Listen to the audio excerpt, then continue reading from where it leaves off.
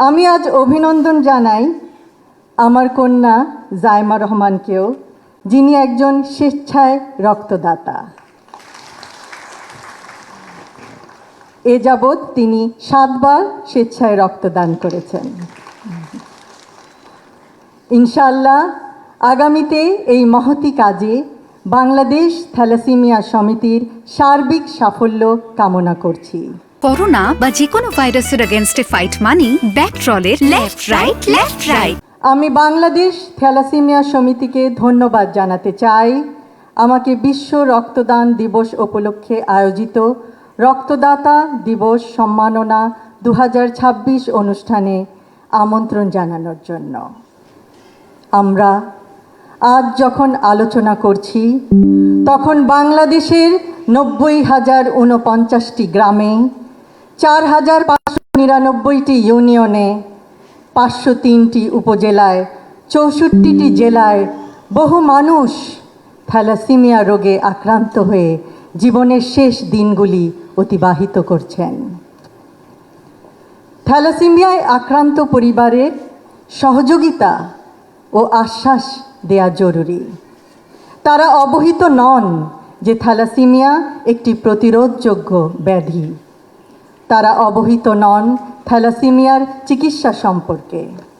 সঠিক চিকিৎসা মাধ্যমে মারাত্মকভাবে আক্রান্ত ব্যক্তিও স্বাস্থ্যকর জীবন অতিবাহিত করতে পারেন।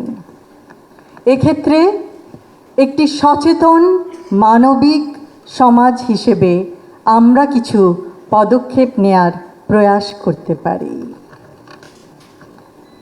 থ্যালাসেমিয়া ও তাদের পরিবারের আশ্বস্ত করা, তারা এই দীর্ঘ কষ্টকর পথ একা অতিক্রম করবেন না, সকলে তাদের পাশে আছে। দেশ জুড়ে থ্যালাসেমিয়া ও অন্যান্য জন্মগত ও বিরল রোগে আক্রান্ত মানুষদের একটি ডেটাবেস প্রস্তুত করার পথে এগিয়ে যাওয়া এবং একটি রেজিস্ট্রার মেনটেন করা।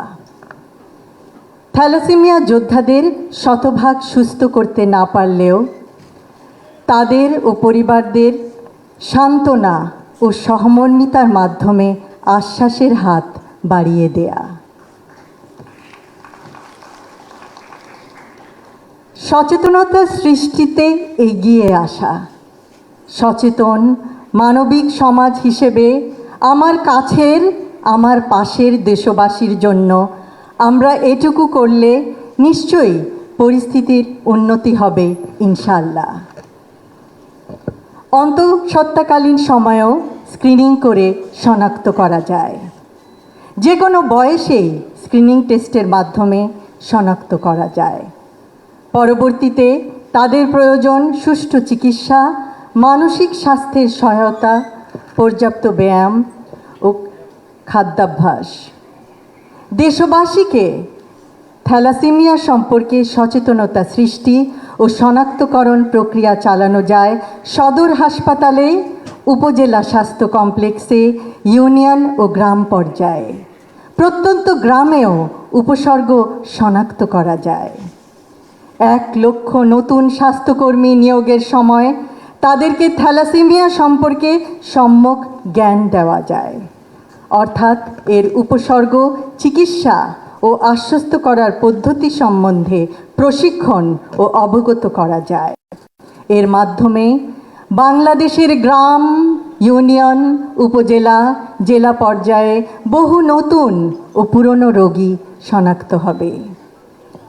শনাক্তকরণের পরের ধাপে ক্যাটাগরি অনুযায়ী বিভক্তিকরণ: থ্যালাসেমিয়া মেজর, থ্যালাসেমিয়া মাইনর এবং থ্যালাসেমিয়া ট্রেট। চিকিৎসকদের যতদূর সম্ভব সহায়তা ও সহযোগিতা লাভ করলে রোগী ও তার পরিবার অনেকাংশে চিন্তামুক্ত ও আশ্বস্ত হবেন।